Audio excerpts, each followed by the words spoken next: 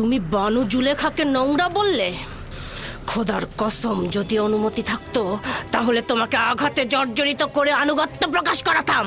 কিন্তু কি করব, বানু জুলেখা এতে বাধা সৃষ্টি করে। তিনি ভালো করেই জানেন যে ইউজারশিপ আনুগত্য প্রকাশ করার মতো নয়। সে দেখতে কেমন ছিল, লম্বায় কতখানি ছিল, তার বয়স কত ছিল?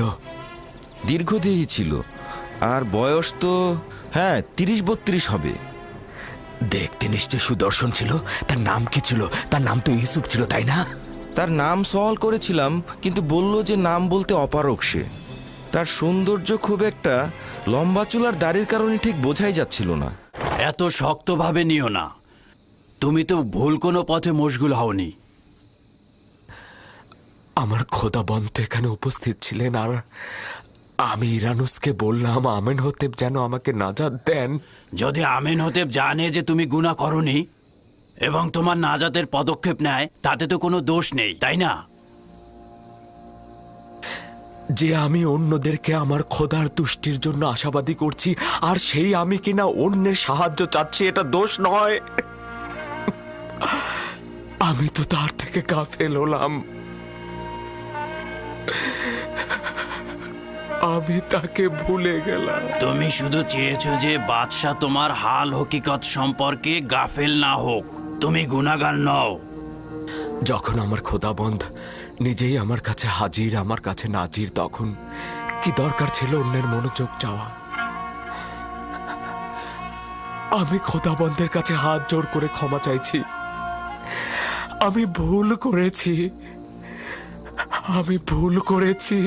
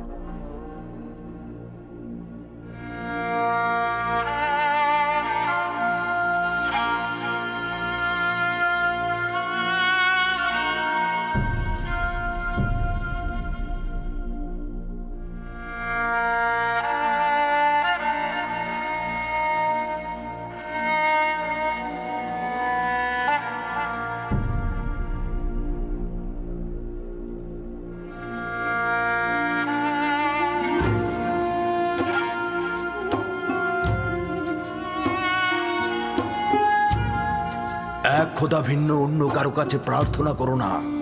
যা কিছু চাও শুধু তার কাছে চাও। একমাত্র প্রত্যক্ষদর্শী এবং সকল ক্ষেত্রে যার উপস্থিতি, তিনি হচ্ছেন উনি।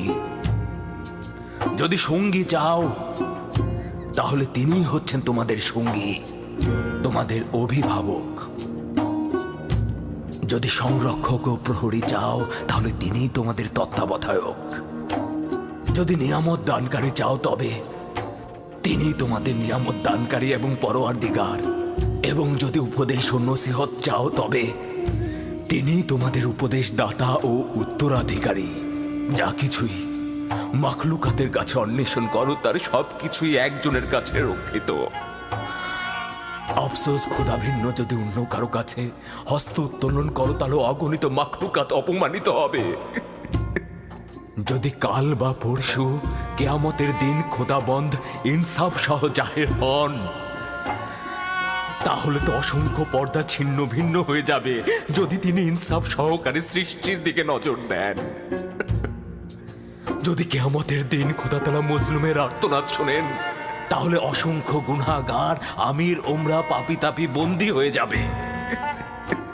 অতএব আখিরাতের সফরের জন্য রসদ সঞ্চয় করো এবং কাল কিয়ামতের জন্য নিজেদের আমলকে সংশোধন করে নাও। ফায়েকের মতো সবাই সফরের জন্য প্রস্তুত হও, কেননা সকলকে এই পথেই যেতে হবে।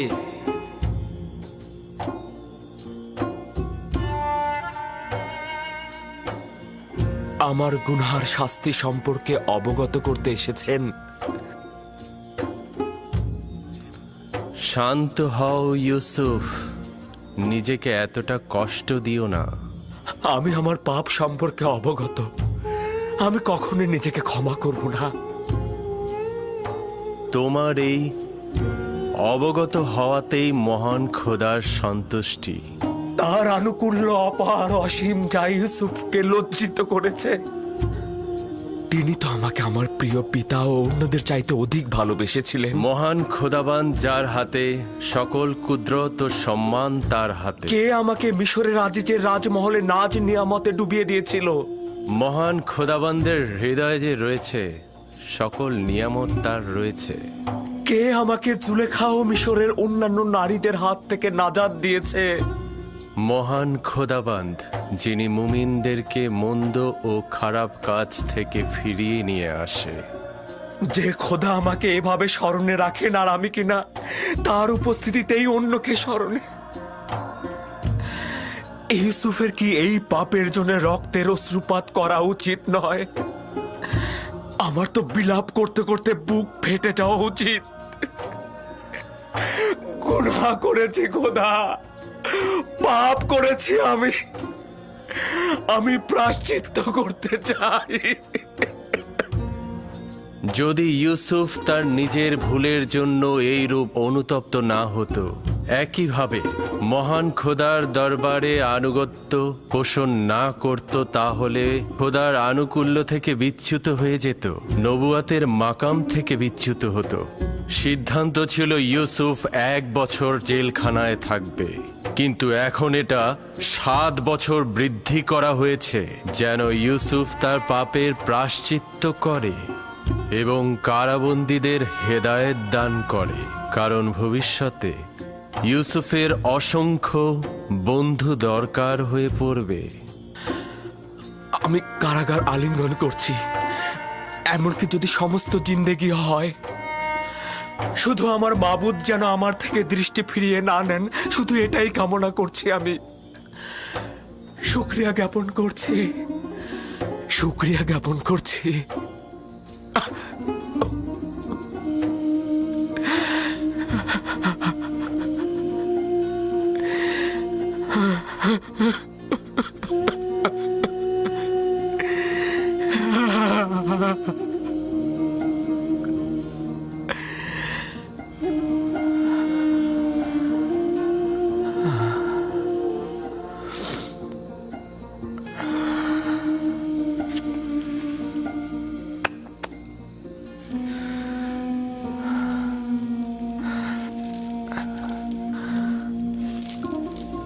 আমি দুঃখিত, তোমাদের ঘুমের ব্যাঘাত ঘটালাম।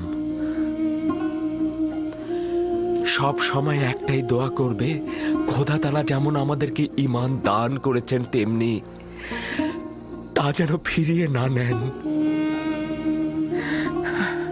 সব সময় বলবে, হে পরওয়ারদিগার, আমাকে হেদায়েতের পর আমার অন্তরকে ধ্বংস ও অন্ধকারে নিক্ষেপ করো না।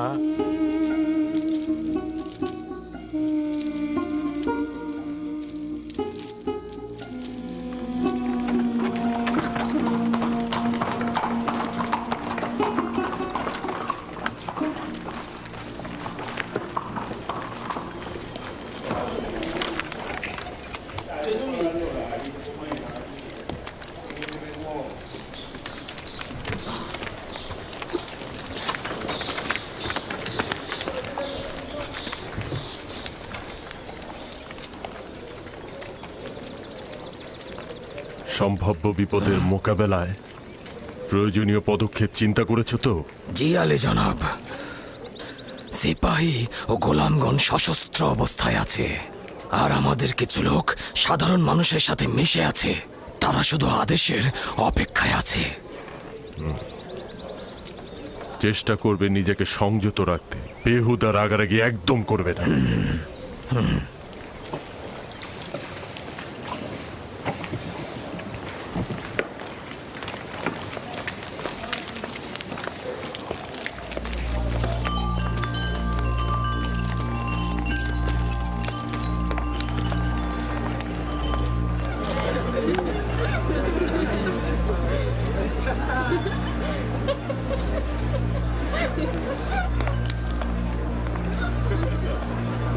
জনাব পদিয়ামুন, আপনাদের অস্ত্রগুলো জমা দিন।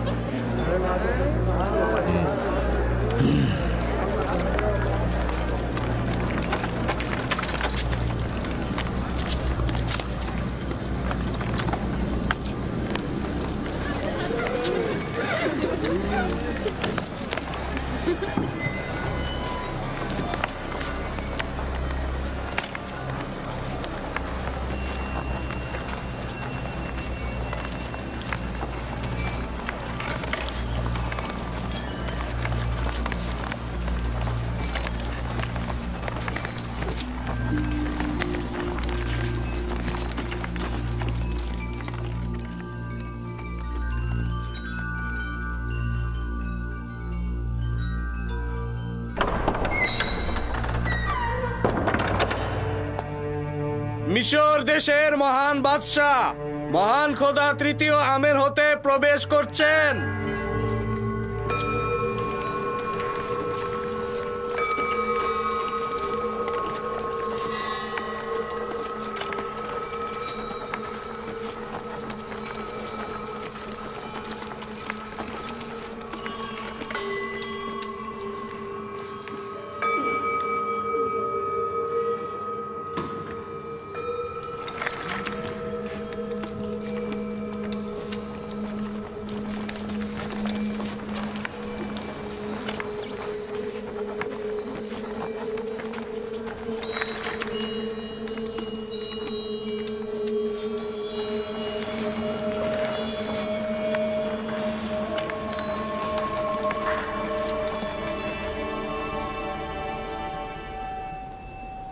বাবা, জনাব আজ্ঞামোহর, মিশর ভূমির খোদার প্রধান খাদেম আজকের মেহমানদারিতে খোশ আমদেদ। আপনার উপরেও দরুদ মিশরের মহান খোদা মহান বাদশাহ তৃতীয় আমেন হতেপ, মিশরের সকল রাজমহলের শ্রেষ্ঠ বাদশাহ।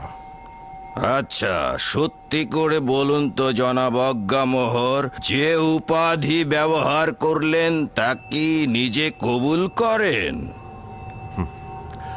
আমাদের সন্দেহ নেই এবং যা বললাম তা শতভাগ সত্যতা রয়েছে। আমন খোদার খাদেমদের দৃষ্টিতে মিশরের সকল বাদশাহই অর্ধ খোদা পদমর্যাদার অধিকারী। তাহলে উপস্থিত গণ্যমান্যদের কাছে সওয়াল করছি, অজ্ঞামোহরের কথা অনুযায়ী এই পদমর্যাদার অধিকারীর বিরুদ্ধে ষড়যন্ত্রকারীর শাস্তি কি হওয়া উচিত?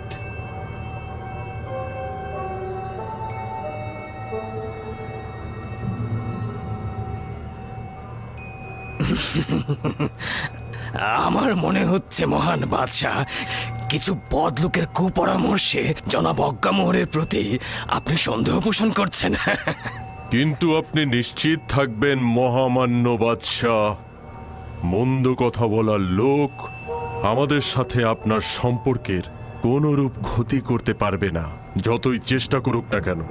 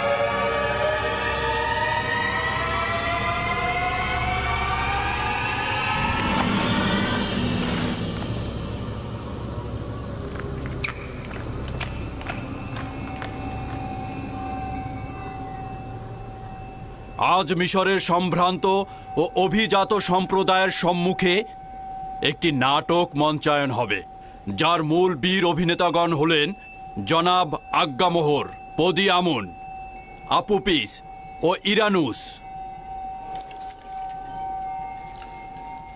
আচ্ছা জনাব আজ্ঞামোহর, এদেরকে চিনতে পারছেন? জি, যদি আমি ভুল না করে থাকি তারা জনাব আমেনহোতেপের দস্তরখানার তত্ত্বাবধায়ক এবং শরাব দানকারী। আচ্ছা, এবাদতখানার সঙ্গে এ দুজনের সম্পর্ক কি, নাকি এখন ওদের কাছ থেকেই শুনতে হবে?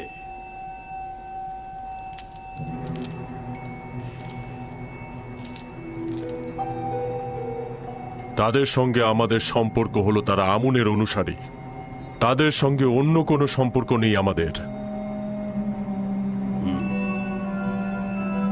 আচ্ছা আপুপিস, তোর কি খবর?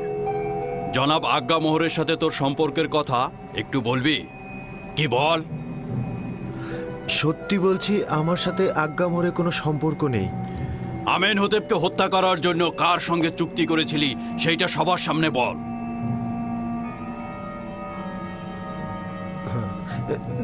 না না না, আমার তো তার সাথে কোনো চুক্তি হয়নি। কিন্তু তুই জেলখানার প্রতিনিধির সম্মুখে স্বীকার করেছিস যে আজ্ঞামোহর তোকে হাজারো স্বর্ণরৌপ্য দিয়েছে এবং তুই বাদশার পেয়ালায় বিষ ঢেলে দিয়েছিস।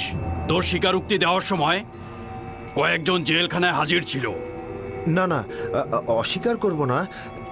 তখন আমি জানের মায়ায় বাঁচার জন্য অস্বীকার করেছি। মহামান্য বাদশার জান কতলের ব্যাপারে কি বলবি? কেন এই কাজ করেছিলি? এই ঘটনার সঙ্গে জনাব আজ্ঞামোহরে কোনো সম্পর্ক নেই। আমি যখন খাদ্য তত্ত্বাবধায়ক ছিলাম তখন জনাব বাদশাহ আমার উপরে রাগান্বিত হয়েছিলেন আর আমি ভয় পেয়েছিলাম। ভেবেছিলাম বাদশাহ আমার জান কতল করে ফেলবেন, সেই কারণেই আমি এটা করেছি। জানো তো, কেউ যদি বাদশাকে হত্যার চেষ্টা করে তাহলে তার শাস্তি মৃত্যু। এটা উত্তম নয় কি? তোমরা আসল পরিকল্পনাকারীর নামটা বলে দাও আর সেই শাস্তি পাক।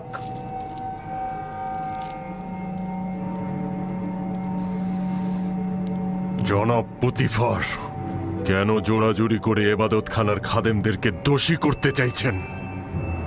সে সবার সম্মুখে আমাদের সাথে তাদের সম্পর্কের কথা অস্বীকার করেছে। আপনি তাহলে আর কি প্রমাণের অপেক্ষা করছেন?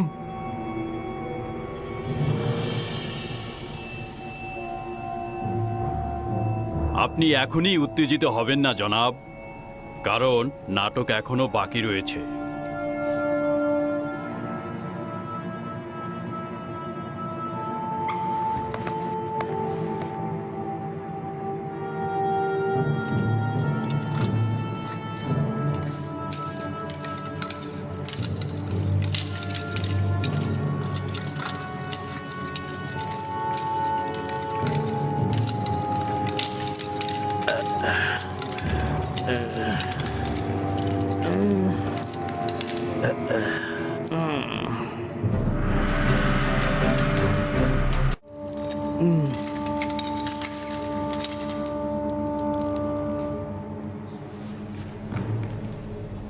জনাব কিমুনি, তুমি জাভিরা জেলখানার সম্মুখে কি করছিলে এবং আপুপিসের সঙ্গে তোমার কি দরকার ছিল?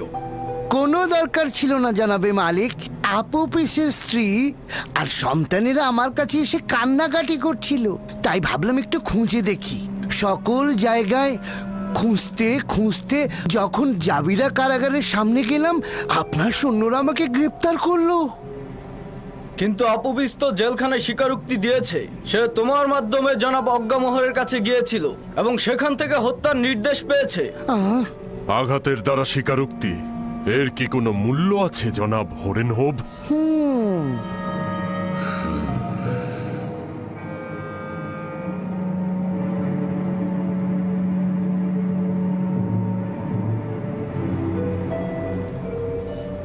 তার মানে তোমার ইরানুস আর আপুপিসের সঙ্গে কোনো সম্পর্ক নেই এবং আমাকে কতল করার কোনো নীল নকশা তুমি করনি? না আমার খোদা বন্দেগার, এদের সঙ্গে আমার কোনো সম্পর্কই নেই। এবং তুই আপুপিস কিমনি এবং অজ্ঞামোহরের সঙ্গে কোনো সম্পর্ক করিসনি? না আলী জনাব, আমার জনাব কিমুনি ও অজ্ঞামোহরের সঙ্গে কোনো সম্পর্ক নেই। তাহলে কি তুই শুধু শুধু ইরানুসের সঙ্গে মিলে আমাকে হত্যা করার নীল নকশা করেছিস? না আলী জনাব, না, আমি এই ষড়যন্ত্র সম্পর্কে অবগত ছিলাম না। সত্য বলতে কি আলী জনাব, ও এই সব ঘটনা জানতো না। এই সকল ঘটনা আমি নিজেই করেছি। আমি ওর কাছ থেকে সাহায্য চেয়েছিলাম, কিন্তু ও আমাকে সাহায্য করেনি। ও আপনাকে জানিয়ে দিয়েছে।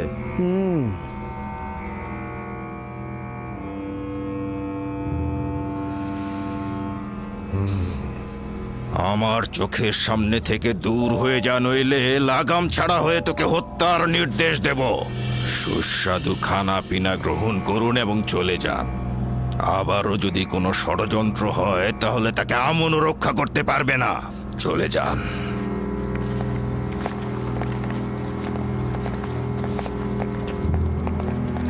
এটা এবাদতখানার খোদা ও খাদেমদের চরম অবমাননা। এরা কাফের, আমুনকে ঘৃণা করে। আমুন এদের জবাব ঠিক সময় মতো দেবে।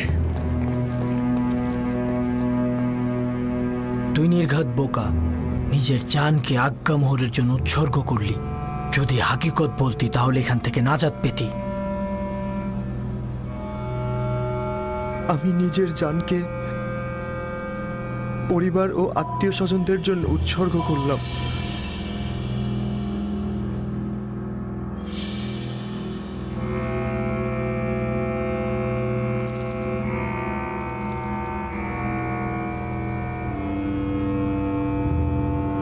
ইরানুস আজাদ পেল, কিন্তু তুই আপুপিস, শাস্তি স্বরূপ আগামীকাল তুই ফাঁসির দড়িতে ঝুলবি। এটা অন্যের জন্য শিক্ষা। আর খাদেম কিমনি, তুমি আপাতত চলে যাও, কিন্তু মনে রেখো তোমাদের ইবাদত খানার পাপ অতি শীঘ্রই উন্মোচিত হবে। তখন তোমরাও আপুপিসের মতো ফাঁসিতে ঝুলবে। নিয়ে যাও।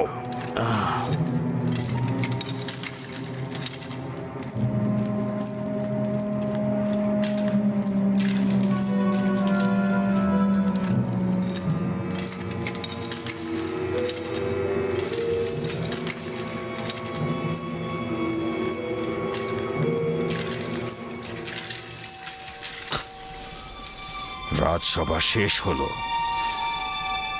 সবাই চলে যান।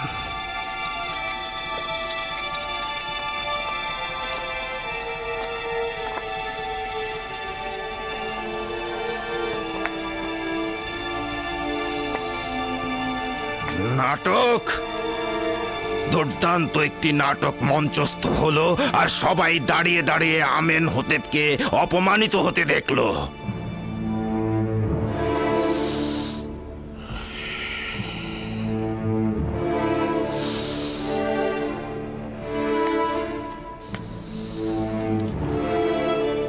ইরানুস, জি জি জি জি আলী জনাব।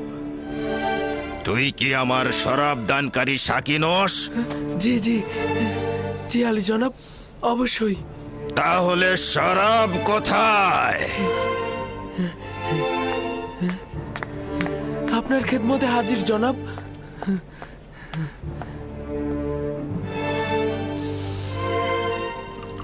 আজ রাতের এই কেলেঙ্কারির দায়ভার তোমার, জনাব পুতিফার। মিশরের প্রধান সেনাপতি শুধুমাত্র তাড়াহুড়ার কারণে একটা সুস্পষ্ট বিষয়কে প্রমাণ করতে পারল না।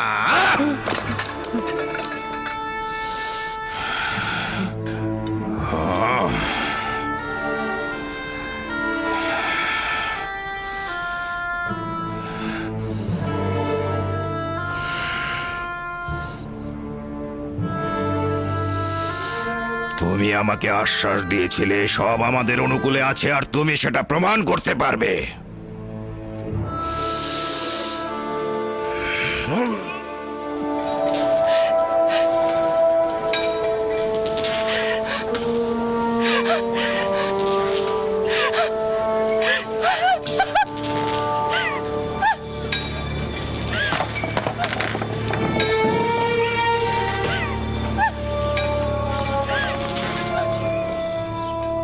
আপুপিস মহামান্য বাদশাহ তৃতীয় আমেন হোতেবের খানসামা।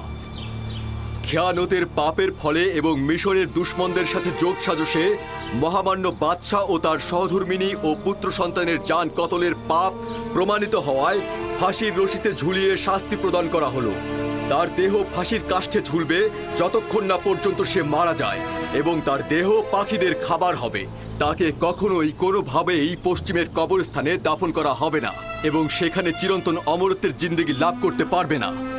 কখনোই তাকে মমি করা হবে না, এবং সব সময়ের জন্য ধ্বংস হয়ে যাবে সে।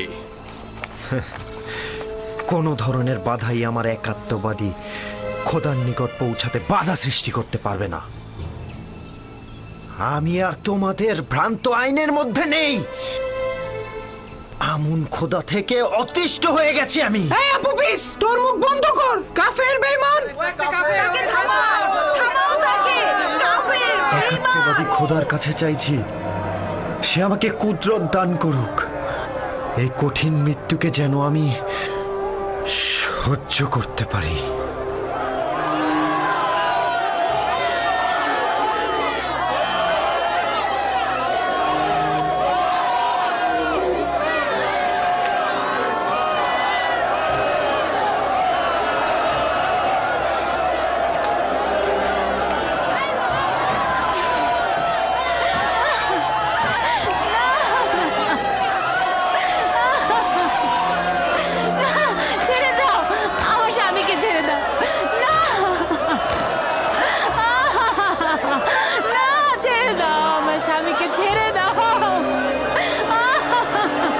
তোর আমন খোদার উপরে লানত, তোর উপরে লানত, কাফের বেঈমান। কামহর আর ইবাদত খানার খাদেমদের উপরে লানত, লানত তোদের উপর। আমেন হতে পুতিফার। তোর অধিকার আছে, তোর জায়গায় অন্য কারো ফাঁসিতে ঝোলা উচিত ছিল।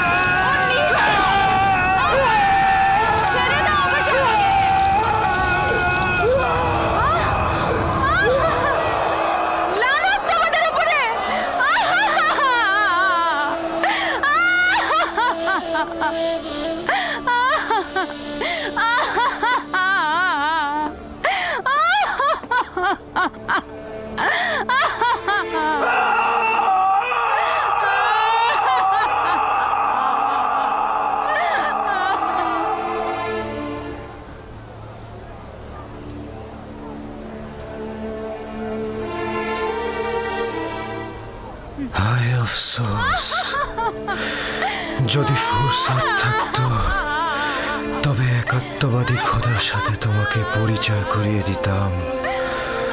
হায় আফসোস, যদি আমার সন্তানকে খোদার পয়গম্বর ইউসুফের সাথে পরিচয় করিয়ে দিতে পারতাম।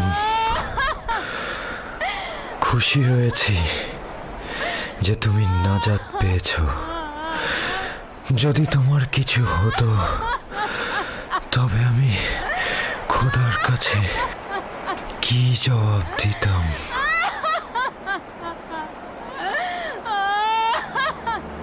তাকে দেখে মনে হচ্ছে সে হাসছে। ঠিকই তো, আমিও তো তাই দেখছি। বিষয়টা কি? ও কেন হাসছে? আমার মনে হয় সে বিশ্বাস করছে মৃত্যুর পরে সে সর্বোত্তম জায়গা পাবে।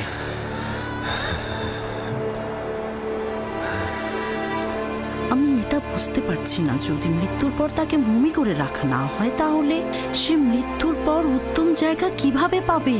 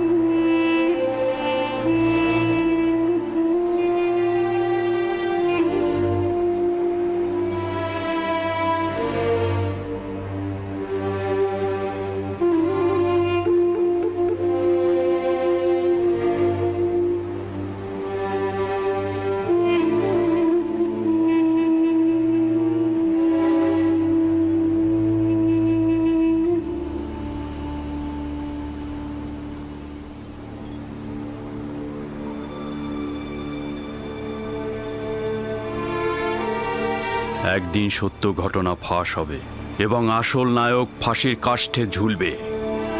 একদিন না একদিন অজ্ঞামোহর ও অন্যান্য খাদেমরা তাদের পাপের শাস্তি পাবে। রওনা হও।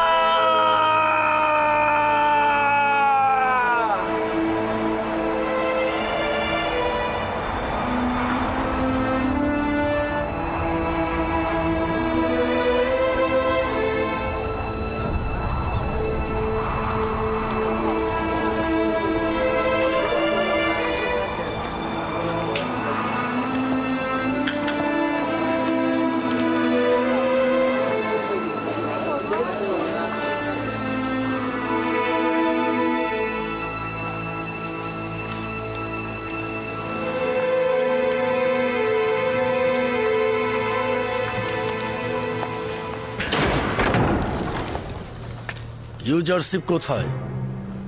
জনাব ইউজারশিপ। ইউজারশিপ, তুমি যেরূপ খোয়াবের ব্যাখ্যা দিয়েছ সেরূপই ঘটেছে। আপুপিস ফাঁসির দড়িতে ঝুলেছে।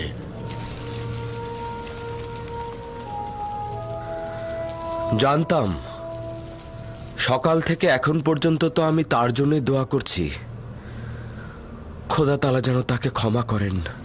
ইরানুস আজাদ পেয়েছে এবং আমেনহোতেবের রাজমহলে সে পূর্বের পেশায় ফিরে গেছে।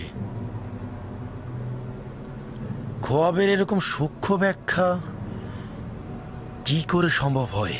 ব্যাখ্যা বা পূর্বকথন নিজের অনুমান ও ধারণা মাত্র। ইরানুস ও আপুপিসের স্বপ্নের ব্যাখ্যা, হাকিকত ও বাতেন স্বয়ং খোদা তাআলা আমার কাছে প্রকাশ করেছে, নিজে থেকে কিছু বলিনি।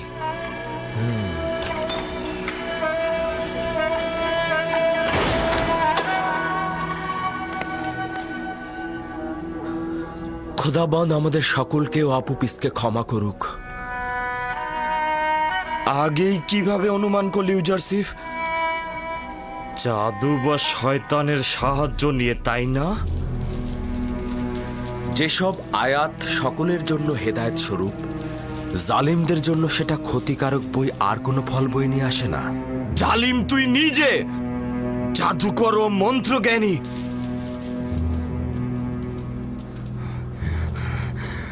আমি অতটা আহাম্মক নই যে তোর পয়গম্বরী গ্রহণ করব। তুই একটা জ্যোতিষী, তুই একটা জাদুকর ছাড়া কিছুই না।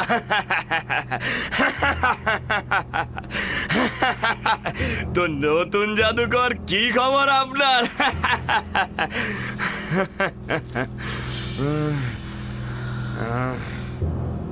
কত বছর বন্দী থাকার আদেশ প্রাপ্ত হয়েছে? কিয়ামত। চাবিরা ভুলে যাওয়া গৃহ, অত সহজে এখান থেকে কেউ নাজাত পায় না। শোনো নিনিফার, তুমি খুব দ্রুত এই কারাগার থেকে আজাদ পাবে। কি বললে? আশা করছি কারাগার থেকে তোমার এই আজাদি তোমাকে শয়তানের বন্ধনী থেকে মুক্ত করতে সাহায্য করবে।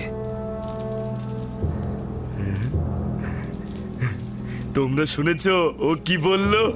আশা করছি ইউজারশিপের এই কথার হাকিকত যেন না হয় এবং তুই কিয়ামত পর্যন্ত কারাগারে থাকবি। যদি এই ভবিষ্যৎবাণীর ক্ষুদ্রতম অংশ ফলে যায় তবে তোর প্রতি ঈমান আনবো, আর যদি না হয় তবে ভাববো তুই শুধুমাত্র একজন জাদুকর ও জ্যোতিষ। মৃত ব্যক্তিগণ শুনতে পান না। হকের পায়গাম ও সত্যের কালাম তাদের কর্ণকুহর দিয়ে অন্তরে প্রবেশ করে না। আর কখনো যদি হকের আওয়াজ শুনতেও পায়, হয় তাকে অস্বীকার করবে, নয়তোবা মিথ্যা প্রমাণ করতে একেবারে উঠে পড়ে লাগবে। এসো আপুপিসের আত্মার মাগফিরাত কামনা করে খোদাবন্দের কাছে দোয়া করি। হে পরওয়ারদিগার, আপুপিসের রূহকে অফুরন্ত রহমত প্রদান করো, তাকে ক্ষমা করো, তাকে মাফ করে দাও।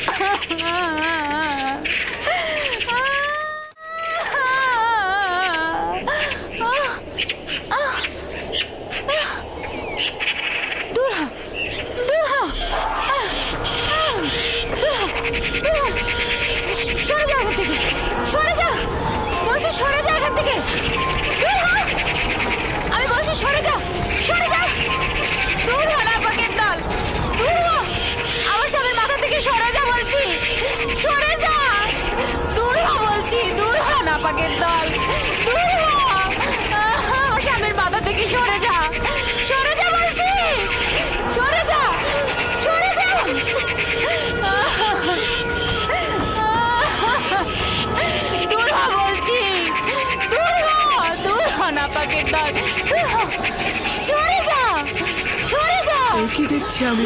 আপুপিস তো স্বপ্নে এই দৃশ্যটাই দেখেছিল। ইউজারশিপও বলেছিল তুমি এইভাবেই মারা যাবে। দল, তোমরা কেউ কিছু করছো না কেন? আমার স্বামীকে খেয়ে ফেলছে। তোমরা ওকে নিচে নামিয়ে আনো। দূরে সরে যাও, দূরে সরে যাও বলছি। আনছো না কেন? কেন আনছো না? কেন তাকে মুক্তি দিচ্ছ না? আদেশ রয়েছে যে সে ফাঁসির দড়িতে ঝুলবে। নামিয়ে আনছো না? সরে যাও, নামিয়ে আনো বলছি। দূরে সরে যাও বলছি। নামিয়ে আনো। লানত তোমাদের উপর, লানত অজ্ঞামোহরের উপর, লানত আমেন হতেবের উপর, পুতিফার ও অন্যান্যদের উপর, যারা আমার স্বামীকে কতল করেছে। আমার স্বামী আপুপিসকে আমার কাছ থেকে নিয়ে গেছে। করো, শান্ত হও তুমি। যে ঘটনা ঘটেছে তাতে আমাদের হাত নেই, আমাদের কিচ্ছু করার নেই। শান্ত হও, ধৈর্য ধরো, ধৈর্য ধরো তুমি।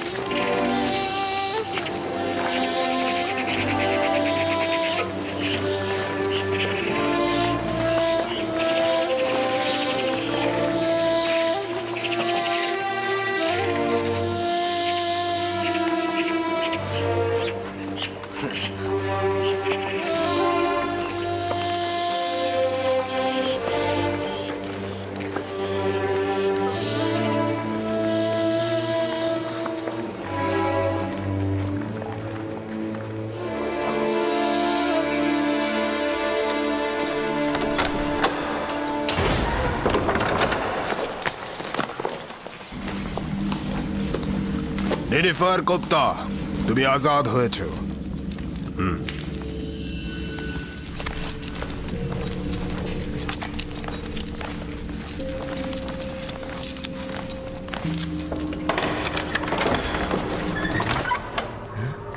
আমি আজাদ, আমি আমি আজাদ হয়ে গেছি। আমি আজাদ, আমি আজাদ হয়ে গেছি। আমি আজাদ হয়ে গেছি। ইউজারশিপ, তুমি মিশরের সবচেয়ে বড় জাদুকর। তুমি সবচাইতে বড় জ্যোতিষী। তুমি জাদুকর। তুমি 12 বছর আগে চুরি, নানা রকম কুকীর্তির কারণে কারাগারে বন্দী হয়েছিলে। কিয়ামত পর্যন্ত তোমার জেলে বন্দী থাকা উচিত ছিল, কিন্তু আমুনের খাদেমগণ তোমার মুক্তির জন্য তাগাদ দিয়েছেন। তারা ধারণা করেছেন যে তুমি পাপাচারের পথ ছেড়ে দেবে আর আমনের ইবাদত খানায় খেদমতগার হিসেবে নিজেকে খেদমতে নিমগ্ন করবে। যদিও বিশ্বাস হয় না, তবু চাই ইবাদতকারীদের আকাঙ্ক্ষা তুই পূরণ করবি।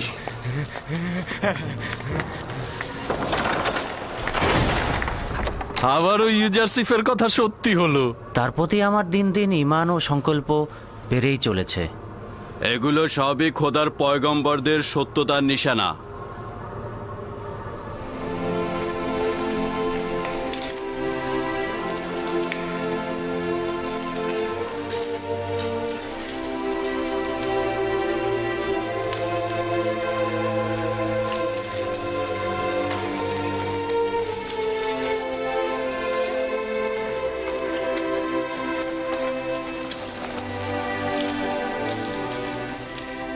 হে খোদার নবী, আমাদেরকে ওয়াজ নসিহত করবেন না? কখনো কখনো আম্বিয়া একরাম কিছু মানুষও হেদায়েত প্রদানে সক্ষম হন না। যদি কোনো জীবিত মানুষ সত্যকে উপলব্ধি করতে না পারে, তাহলে সে মৃত। তখন সে সত্যকে উপহাস করবে, তখন সেই প্রমাণিত সত্যকেই সে মিথ্যায় রূপান্তরিত করবে।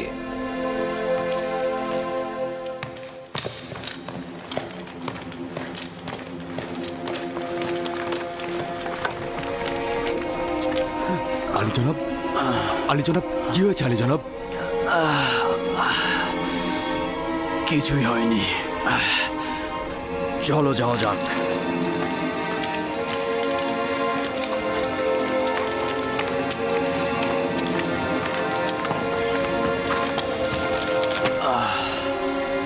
চলো রওনা হও।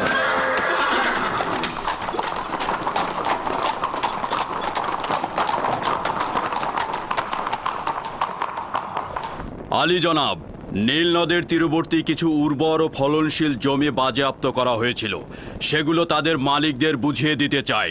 কিন্তু ইবাদতখানার কিছু খাদেম তাদের স্বেচ্ছাচারিতা ও সীমালঙ্ঘন চালিয়ে যাচ্ছে। এই স্বেচ্ছাচারিতা আমি বরদাস্ত করব না। হয় আমুনের খাদেমরা থাকবে, নয়তো আমি। আপনারা কেন মূল কারণ খুঁজে বের করছেন না? মুশকিল হলো এই আইনের ভিত্তিগুলো। আমাদের মিশরে আমুনের ইবাদতকারীর সংখ্যা অনেক বেশি। আসল মুশকিল হলো যেই সব খোদা নিজে চলতে না পেরে খাদেমদের দ্বারা আইন সৃষ্টি করে। আমাদের উচিত হবে এই আইনগুলো আগে পরিবর্তন করা। আমুনের ইবাদত হচ্ছে মিশরের প্রাচীন আইন। এটা খুব সহজেই উপড়ে ফেলা কি সম্ভব? একটি ভুল দীর্ঘদিন হওয়া যুক্তিপূর্ণ নয়। যতদিন মিশরে এই আইন থাকবে ততদিন স্বেচ্ছাচারিত ও লুটতরাজ থাকবে। আলী জনাব, আমি এক যুবক কয়েদিকে চিনি যার কথার সঙ্গে আপনার কথার একদম মিল রয়েছে। আপনি যদি হুকুম করেন। আলী জনাব, আলী জনাব, কি হলো আপনার? আলী জনাব, দ্রুত দরবারের চিকিৎসক সিনহাকে খবর দাও। যাও, তাড়াতাড়ি করো।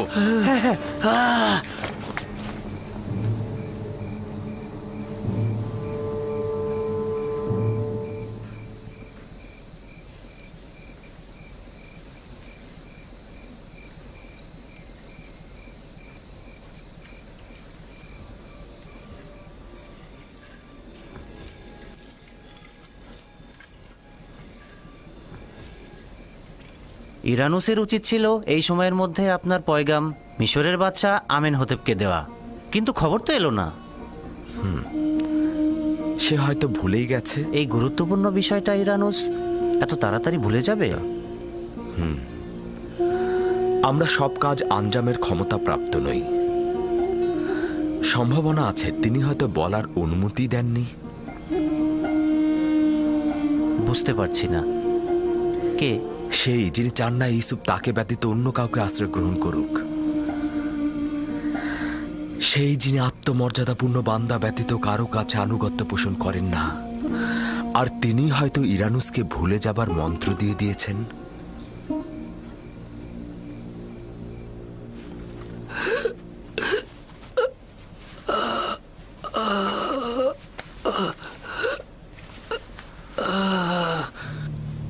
আমি কি বলতে চেয়েছিলাম? আমি কার বিষয়ে কথা বলতে চেয়েছিলাম? রাজকুমার অসুস্থ হওয়াতে সবকিছু ভুলে গেলাম।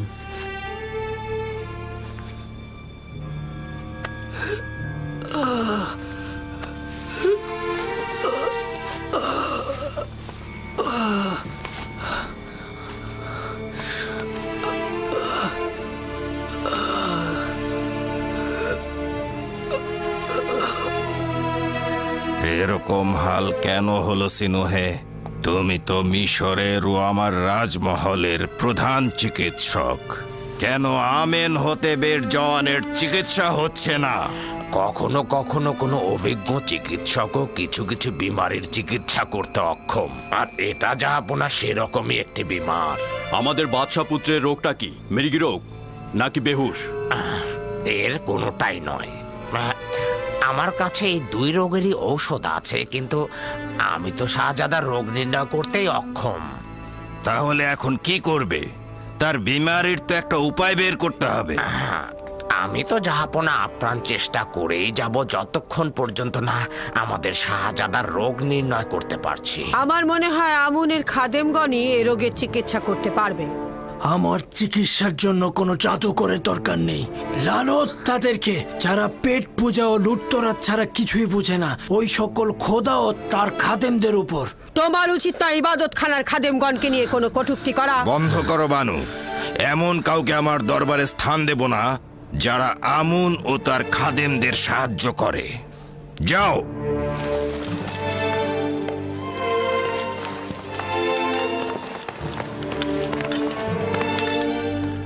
আমার রাজমহলে যেহেতু বানু তীরের মতো একজন আমুনের গোয়েন্দা রয়েছে, সেহেতু আমার বিজয় হবে কঠিন।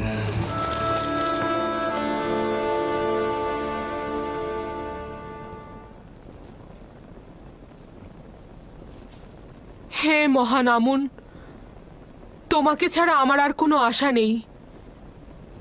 কেন আমাকে সাহায্য করছো না? আমি কি তোমার দরবারে প্রয়োজনীয় জিনিসপত্র হাদিয়া স্বরূপ দেইনি? স্বর্ণ মুদ্রা সহ অসংখ্য প্রয়োজনীয় জিনিসপত্র দেইনি? তোমাকে সাজাতে মূল্যবান অলংকার ও পোশাক পরিচ্ছদ দিয়েছি, তাহলে কেন সাহায্য করছো না? যদি তুমি বান্দাদের চাহিদা পূরণ করতে না পারো, তাহলে কেন আমরা তোমার ইবাদত করব? কেন তোমার সামনে মাথা নত করব? কার কাছে হাত পাতবো? কিন্তু আমার বানু, আপনি হচ্ছেন আমুনের সহধর্মিনী এবং তার ইলাহিদের একজন। কিভাবে আশা করেন আমুন আপনাকে ইশক করতে সাহায্য করবে? কোনোদিনই করবে না। থামো বলছি। কেন আমাকে রাগান্বিত করছো? এটা কেন বুঝতে পারছো না? যদি আমি আমুনের খেদমতগারদের সহধর্মিনীদের ঘরে থাকতাম, তাহলে তারা আমাকে নিজেদের ইচ্ছে মতো ব্যবহার করত। তাহলে ইউজারশিপের প্রতি হাত বাড়ালে কি সমস্যা? বানু, আপনি কেন বুঝতে পারছেন না আমুনের খাদেমরা? চুপ করো তুমি। আমি আর কিছু শুনতে চাই না। ঠিক আছে আমার বানু, যদি আমাকে অপমানিত করে আপনি আনন্দিত হন, তাহলে আমি নিশ্চুপ থাকছি। কিন্তু এতে আমার কি কোনো দায় আছে? তুমি দায়ী। তোমার তীর্যক কথা দিয়ে আমার মনকে বিষাক্ত না করে সুন্দর একটি পথ বলে দাও কারিমামা। আমি তো পূর্বেও বলেছি, কিন্তু আপনি কর্ণপাত করেননি। কেন জনাব পুতিফারের কাছে যাচ্ছেন না? যেভাবে আপনি তার মাধ্যমে ইউজারশিফকে কারাগারে পাঠিয়েছেন, ঠিক একইভাবে তার মাধ্যমে ইউজারশিফকে আজাদ করুন। পুতিফার আমার কাছে জানতে চাইবে না যে কেন আমি তাকে জেলে পাঠালাম, আর কেনই বা এখন তাকে ছাড়াতে চাচ্ছি? তোমার প্রস্তাব তোমারই মতো কারিমামা।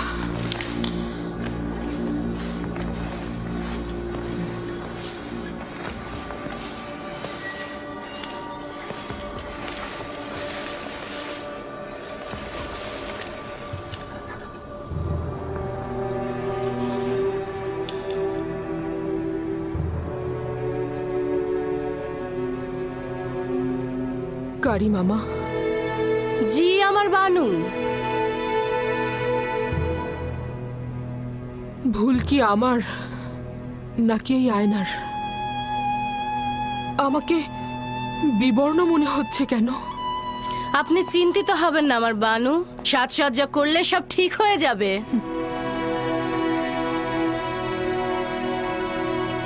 আমি মলিন হয়ে গিয়েছি। যদি এই বিষণ্ণতা এভাবেই অব্যাহত থাকে, তাহলে ইউজারশিপ যেদিন মুক্তি পাবে, তার সামনে কিভাবে দাঁড়াবো? নিজেকে কষ্ট দেবেন না। আপনি এখনো মিশরের সর্বশ্রেষ্ঠ সুন্দরী, অতীতের মতোই সদা প্রফুল্ল, জওয়ান এবং সুদর্শনা।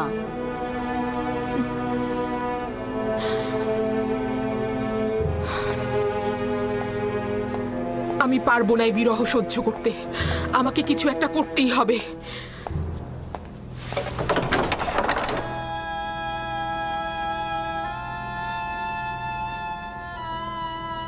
ইউজারশিপ কি করে তালা ভেঙে ফেললো? এমনকি আমি দেখলাম সে এই দরজা স্পর্শও করেনি। তুই নিজেই ভেঙে গেছিস, ঠিক আমারই মতো।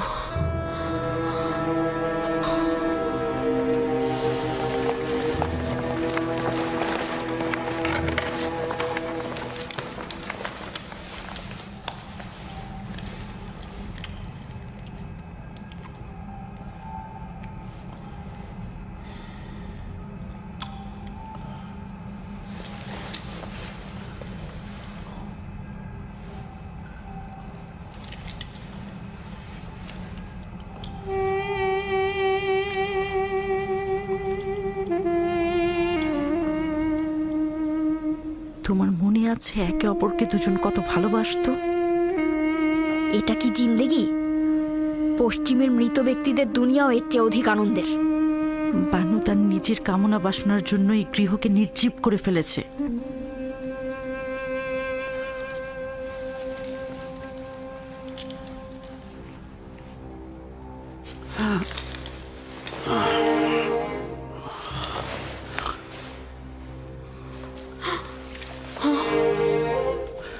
দরবারের চিকিৎসক সিনহকে খবর দাও।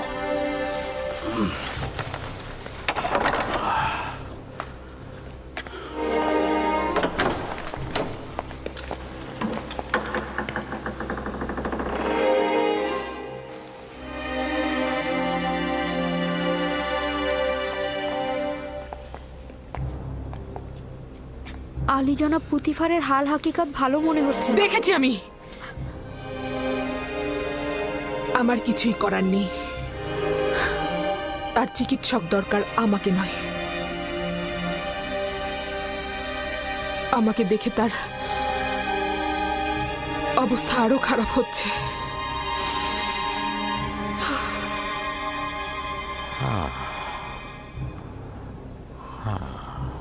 হৃৎপিণ্ড ঠিক মতো কাজ করছে না।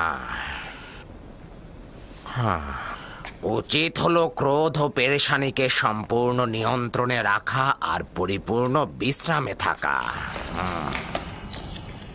আমি কিছু ঔষধ আপনার জন্য প্রস্তুত করেছি, প্রতিদিন নিয়ম মতো খাবেন। আর ঔষধ শেষ না হওয়া পর্যন্ত চলাফেরা সম্পূর্ণ নিষেধ। কি করছেন আলী জনাব? আপনার অবস্থা খুবই খারাপ, আপনার বিশ্রাম দরকার। মিশরের শ্রেষ্ঠ চিকিৎসক সিনহুর কথায় বিশ্বাস থাকা সত্ত্বেও বিশ্রাম নিতে পারছি না। চলাফেরা আপনার জন্য বিপজ্জনক। মিশরের অর্থমন্ত্রী দিনরাত আমাকে তালাশ করে যাচ্ছে, কিন্তু তোমাকে কথা দিচ্ছি ফিরে এসে তোমার উপদেশ অক্ষরে অক্ষরে পালন করব। শুনুন, আমি কিন্তু বাদশাহ আমিন হতেবকে বললে আপনার সমস্ত কাজ কেড়ে নেব। আমি চিকিৎসার দায়ভার গ্রহণ করব না আলী জনাব।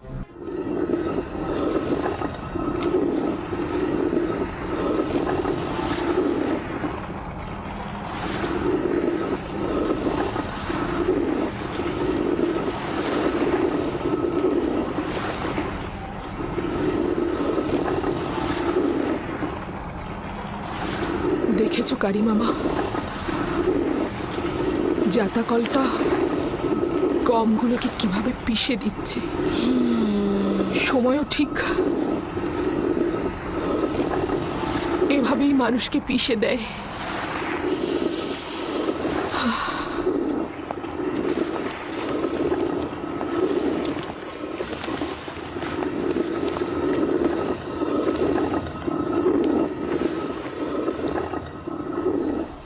ইউজারসিফ 8-9 বছর হলো জেলখানায় রয়েছে, কিন্তু জুলেখাকে দেখে মনে হচ্ছে তার বয়স 20 বছর বেড়ে গেছে। নিজের কাছে নিজেই অপরাধী। ইউজারসিফকে জেলখানায় পাঠিয়ে এখন নিজে নিজেই কেমন কষ্ট পাচ্ছে।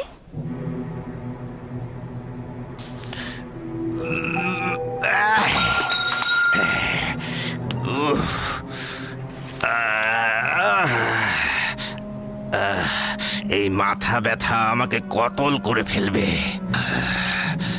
জলদি সিনহোকে ডাকো, সিনহোকে ডাকো তাড়াতাড়ি।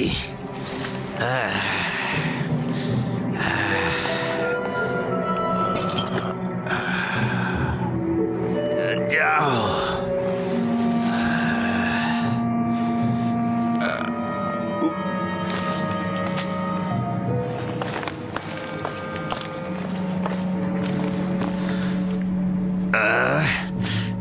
যাও। আপনি অতিরিক্ত পান করছেন আলী জনাব। আপনার মাথা ব্যথা বিমারির মূল কারণ এই শরাব।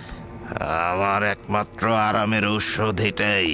যদি এটা আমাকে ডুবিয়ে না রাখতো তাহলে আমি অনেককেই কতল করে ফেলতাম। মিশরের মহামান্য বাদশাহ জনাব আমেন হতেব দীর্ঘজীবী হোক। ইরানুস, 1 গ্লাস পানি নিয়ে এসো, আলী জনাবকে ঔষধ খাওয়াতে হবে।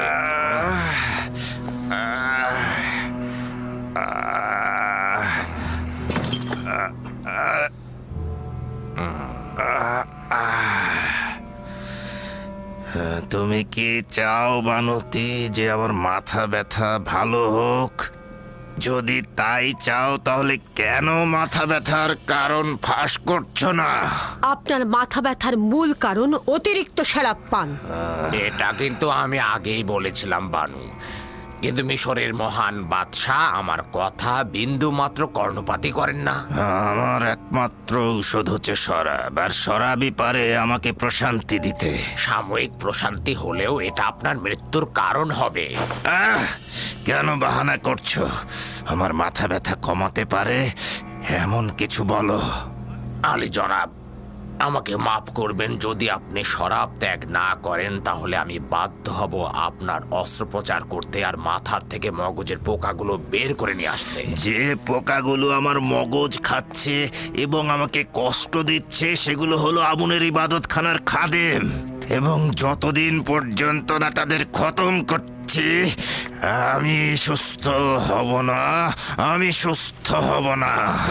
আর অস্ত্রোপচারও করব না, কারণ মগজে অস্ত্রোপচার মানে জীবিত থাকার সম্ভাবনা খুব কম। তাহলে শরাব ত্যাগ করুন। কি বললে এটা? শরাব ত্যাগ করব?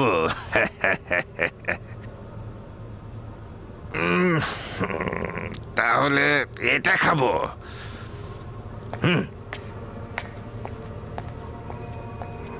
আজকের শরাবটা খুব ভালো বানিয়েছিস আনুস, কম পরিমাণ দিয়েছিস, কিন্তু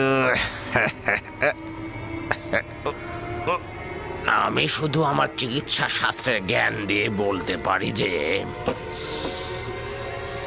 বিপদে রয়েছেন, নিজের দিকে লক্ষ্য রাখবেন। তার মানে কি তোর সময় ফুরিয়ে এসেছে আমেন হতে?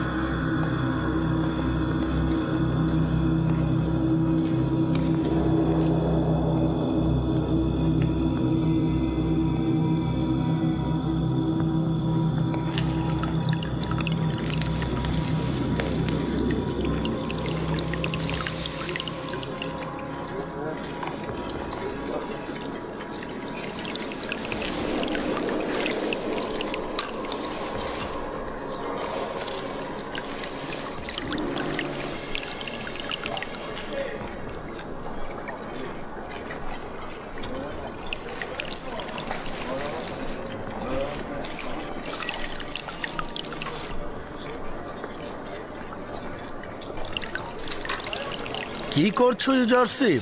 ফুল গাছগুলোর পরিচর্যা করছিলাম। সে যে কাজটি করে একেবারে জীবন দিয়েই করে। ইউজারশিপের কাছে কোনো পার্থক্য নেই, হোক সেটা ফুল চারা রোপণ, হোক সেটা ইনসানদের হেদায়েত।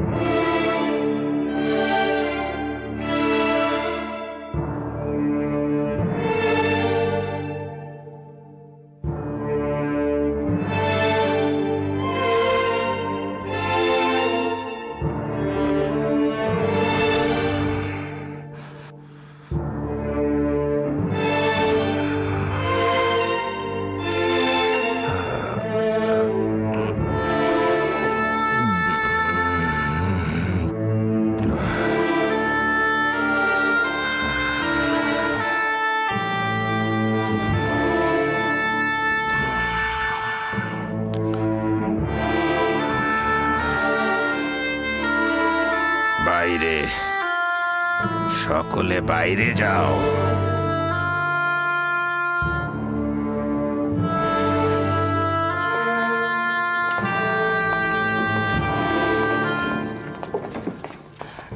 শোনোনি, আমি বলেছি সকলে বাইরে যাও। তুমি না, তুমি থাকো শুধু।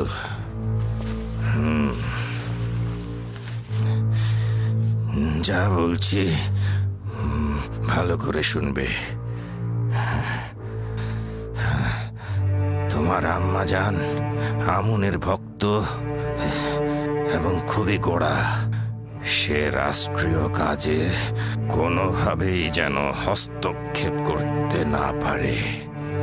আমাকে মমি করার পর আমি যে কবরটা তৈরি করেছি সেখানে আমাকে দাফন করবে, কিন্তু আমুনের কোনো কিছু আমার সঙ্গে দিয়ে দেবে না।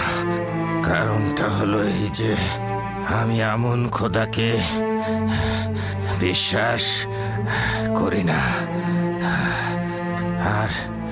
আর একটা কথা, আমুনের খাদেমগণ বিপজ্জনক, আর আমুনের খাদেমগণ আইন নিজেদের ভোগে ব্যবহার করেন আর নিজেদের লাভের জন্য তারা যে কোনো ধরনের কাজ করতে পারে। তাদের বিশ্বাস করবে না, তাদের জোরালো সুপারিশ পুতিফারকে জানাবে। সে বিশ্বাসের খেয়ানত করবে না, তোমার আম্মাজানকে সম্মান করবে কিন্তু বিশ্বাস করবে না। তোমার স্ত্রী নেফ্রদিতিকে ভালোবেসো, তুমি একাধিক সন্তানের অধিকারী হবে। আমি চাই না আমার বংশ নির্বংশ হোক, আর আমার মিশরের ঐতিহ্যকে সমুন্নত রেখো, বিলুপ্ত যেন না হয়ে যায়, বিলুপ্ত না হয়ে যায়। খুব দক্ষতার সাথে রাজকার্য পরিচালনা করবে। আমি তোমার কাছে আশা করছি যে তুমি খুব দক্ষতার সাথে এই পাপাচারীদের অবশ্যই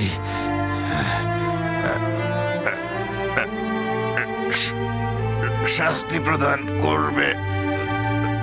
খোদা হাফেজ।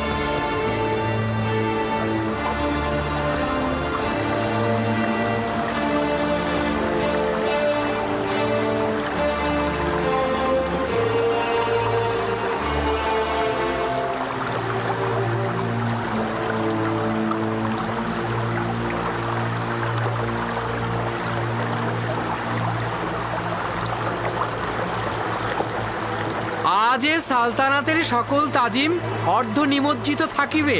আজ তৃতীয় আমেন হতেবে সূর্য অস্তমিত হলো, আগামীকাল চতুর্থ আমেন হতেবে সূর্য উদিত হবে। আজকে তৃতীয় আমেন হতেবকে মমি করা হবে, আর আগামীকাল চতুর্থ আমেন হতেবকে সিংহাসনে বসানো হবে।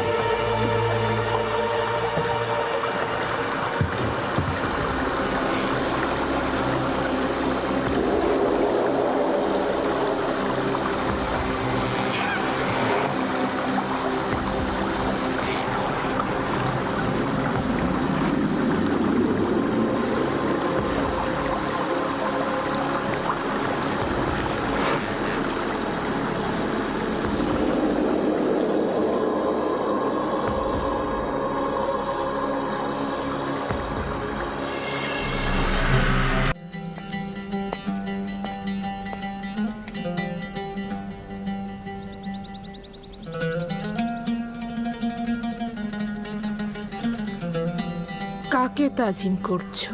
বানু জুলেখাকে তাজিম করছি। পুতিফারের রাজমহলের আপনি তো বানু। বানুর তো আর কিছুই অবশিষ্ট নেই, না শান শওকত, না সেই রূপ লাবণ্য। আমার বানু, নিজেকে সবসময় এতটা অপবাদ দেবেন না। আপনি সবসময় আমাদের কাছে বানু জুলেখাই থাকবেন, বরং অতীতের চেয়ে আরো প্রিয় হবেন। আমার বানু, আপনি তো জানতেন আজ তৃতীয় আমেন হতেবের অন্ত্যেষ্টিক্রিয়া ছিল।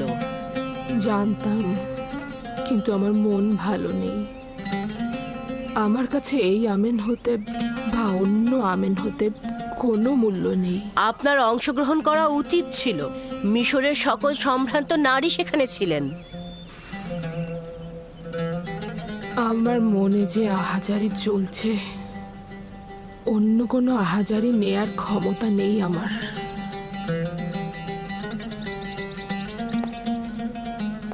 তাহলে আগামীকালের জাসনের কি করবেন?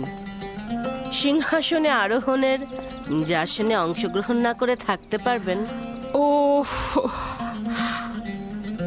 আগামীকাল জাসনে যেতে বাধ্য আমি, কিন্তু এই বার্ধক্য লুকানোর জন্য সাজসজ্জা অলংকারাদি কিভাবে সম্ভব? উফ, আমি পারবো না।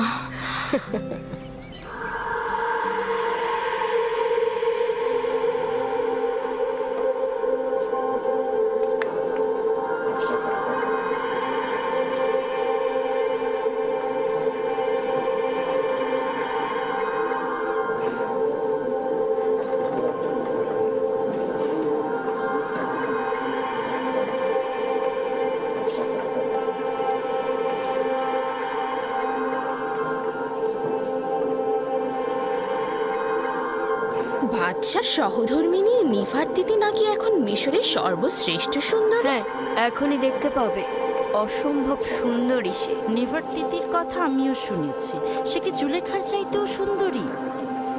জুলেখার একই অবস্থা হয়েছে। সে নিজেই নিজেকে এই অবস্থায় ফেলেছে।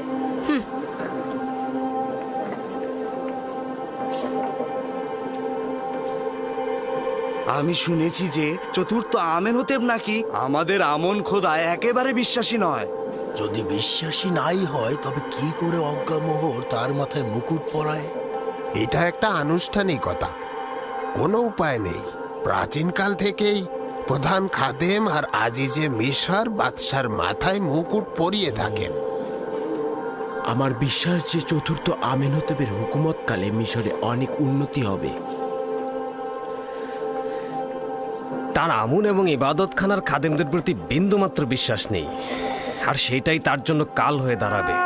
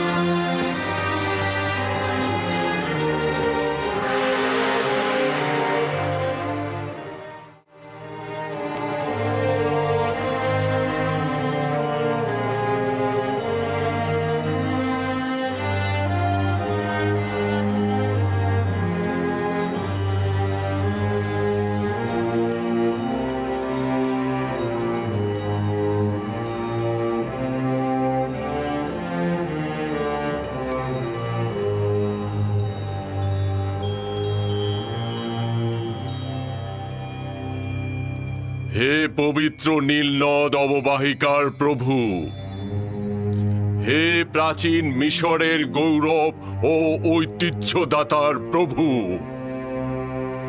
হে মহান খোদা আমুনের অংশীদার, মিশরের সাধারণ জনগণকে কুদরত দানকারী, নীলনদকে বশ্যতা ও সুফল দানকারী, মিশরকে উচ্চ মর্যাদায় আসীনকারী এবং মজবুত ভিত্তি প্রদানকারী চতুর্থ আমেন হোতেপ, আমাদের জওয়ান বাদশাকে সকল ফেরাউনের কুদরত এবং শস্য শ্যামল পবিত্র নীলনদ সহ মিশরের উচ্চ মর্যাদা ও সকল কিছুর উপরে তার আনুকূল্য প্রদান করুন এবং তার শক্তি বৃদ্ধি করুন।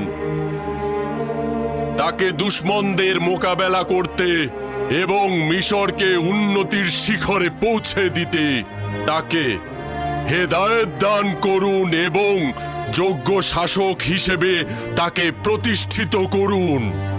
একই সাথে তাকে আমুন খোদার প্রতি আনুগত্য আনতে সহযোগিতা করুন।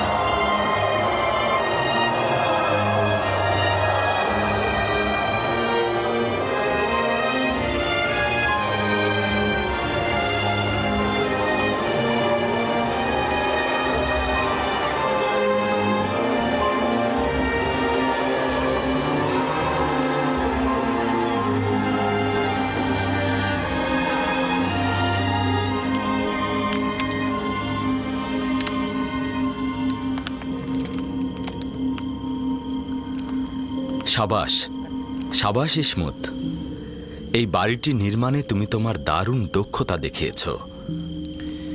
আমি পূর্বেও বাড়িঘর নির্মাণকারী ছিলাম, মিশরে অনেক বাড়িঘর তৈরি করেছি। আমরা কিন্তু সবাই তোমারই মতো। আমরা নিজেদের মতো করে দুনিয়াটা তৈরি করি, তারপর সব কিছু ছেড়ে ছুড়ে চলে যাই।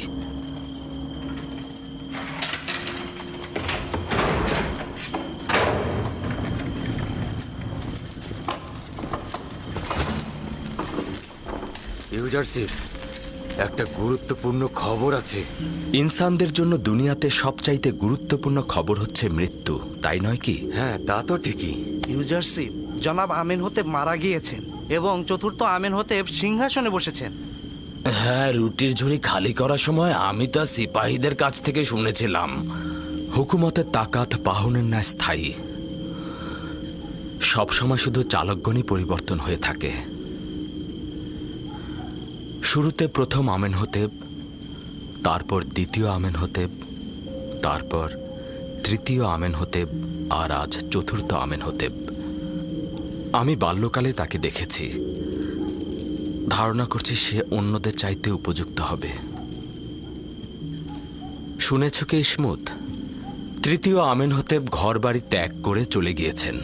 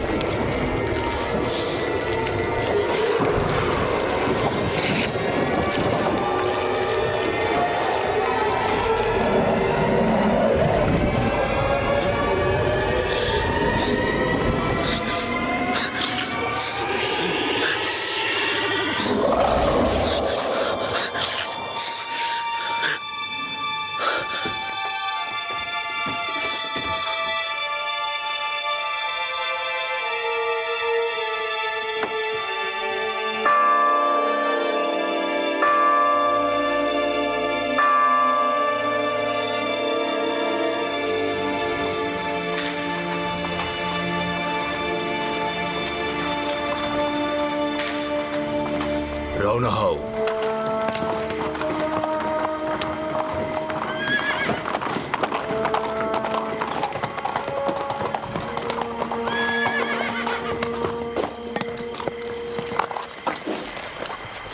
কে তুমি? এত রাতে এখানে কি চাও? বাদশাহ চতুর্থ আমেনহতেবের পক্ষ থেকে এসেছি। আজ্ঞামোহরের জন্য পয়গাম আছে। অপেক্ষা করুন, জনাব পদিয়াউনকে খবর দিচ্ছি।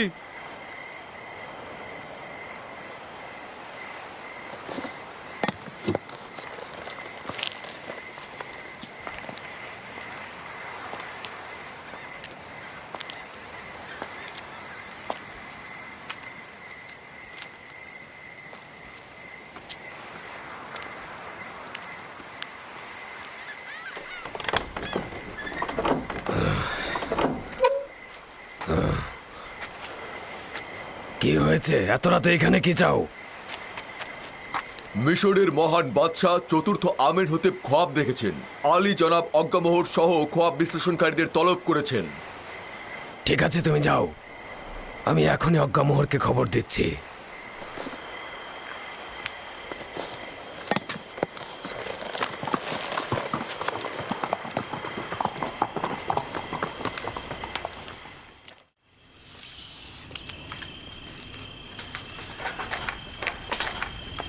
আলী জনাব, আমি না হয় গিয়ে হরেনহবকে বলবো আপনি বিমারির কারণে বাদশার রাজ দরবারে যেতে সক্ষম হচ্ছেন না। না, প্রতিভার আজ পর্যন্ত নিজের প্রভুর ফরমান পালনে এক মুহূর্ত অজুহাত দেখায়নি। এখন কি করে দেখাবে? আর অসুস্থতা, এটা তো একটা নিছক বাহানা। বিষয়টা কি সেটাই বলো। জানি না, হরেনহব বলছিল গুরুত্বপূর্ণ তলব। দেখেছো অর্ধরাতে কিভাবে আমাদের ঘুম হারাম করে দিল। এত রাতে আমাদের বিরক্ত না করে সকালবেলায় তো তার খোয়াবের ব্যাখ্যা চাইতে পারতেন। কয়েকজন খোয়াব ব্যাখ্যাকারীকে খবর দাও আর অতি দ্রুত আমার সঙ্গে দেখা করতে বলো। যাও, দ্রুত করো, যাও। ঠিক আছে আলী জনাব।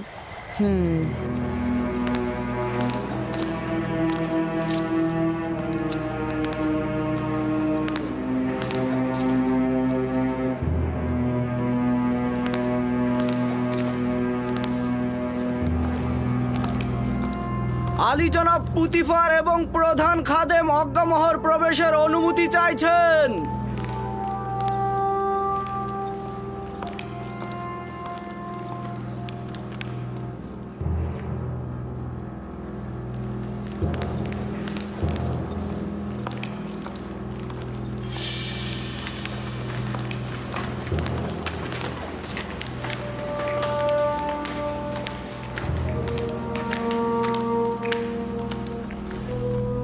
দরুদ মহামান্য বাদশাহ জনাব আমেনহতেবের জওয়ান।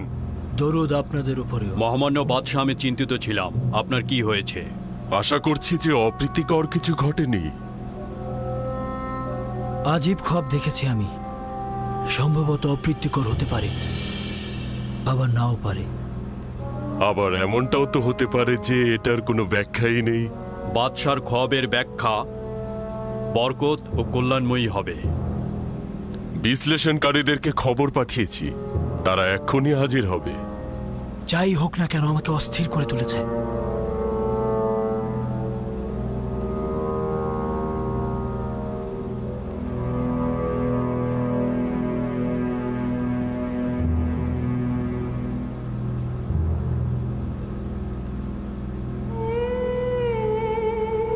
ইরানুস, তোমার খোয়াবের ব্যাখ্যা হচ্ছে এই যে 3 দিন পর তুমি তোমার পূর্ব পেশায় ফিরে যাবে এবং আমেনহতেবের সাক্ষী হিসেবে সম্মান ও মর্যাদা পাবে। ইরানুস। জি জি জি জি আলী জনাব। তুই কি আমার শরাব দানকারী সাকি নস? জি জি জি আলী জনাব, আপনার খেদমতে হাজির জনাব। তাহলে শরাব কোথায়? আর আবু পিস, তুমি 3 দিন পর শাস্তি স্বরূপ ফাঁসি কাষ্ঠে ঝুলবে। তোমাকে ঝুলিয়ে রাখা হবে আর পাখিরা তোমার দেহ ঠুকরে ঠুকরে খাবে। ইউজারসিফ।